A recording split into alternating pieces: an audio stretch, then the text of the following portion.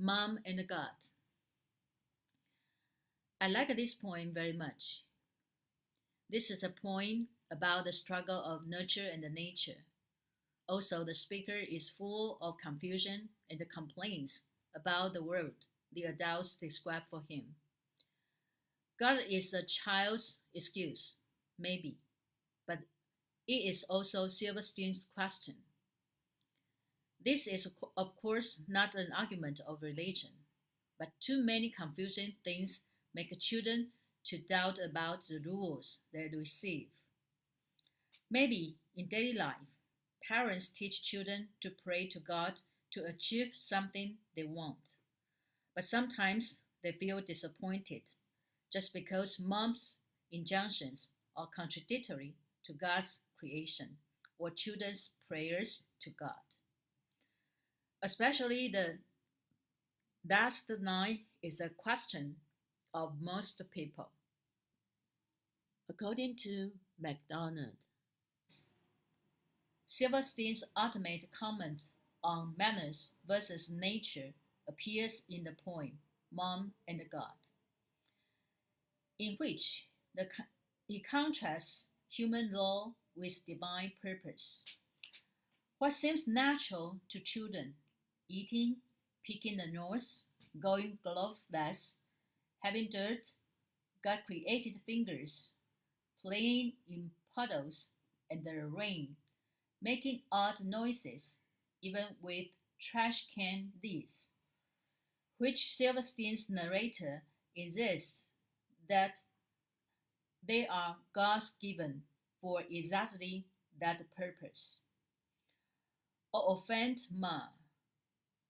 She says that she expects her children to eat their vegetables, but God gave us tasties for maple ice cream. As is typical of Silverstein, the punchline appears at the final line. Either Ma's wrong or else God is. Ma here is enforcer of unnaturalness. At every turn, she contradicts what the child in the poem finds natural. God, on the other hand, is supposed to be supportive of whatever the child wants to do, at least according to Silverstein's faith. Certainly, the child here thinks that God is in favor of enjoying the world and of using one's body. The answer to the last question is clear. God and the child are on the side of right. Ma can go to hell or any place else with all her funny rules. In considering the history of children's poetry, it is difficult to recall a poem in which God is treated so intimately or a mother with such devastating, though humorous, criticism. This mother does nothing dramatically wrong. She simply seeks to indicate some superficial manners and the veneer of civilization on the child narrator. God is an ally on the side of the obvious and the natural.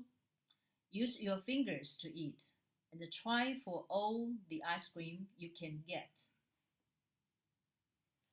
Mom is at a rhetorical disadvantage here, especially given the questionable logic about the purpose of God's gifts of fingers and appetites. But she definitely loses this argument, and there's not much she can do to reform herself.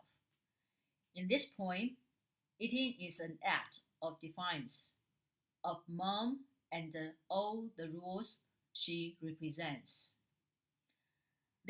This particular poem echoes a theme of anarchy and the disregard for societal conventions that appears more frequently in Silverstein's adult works.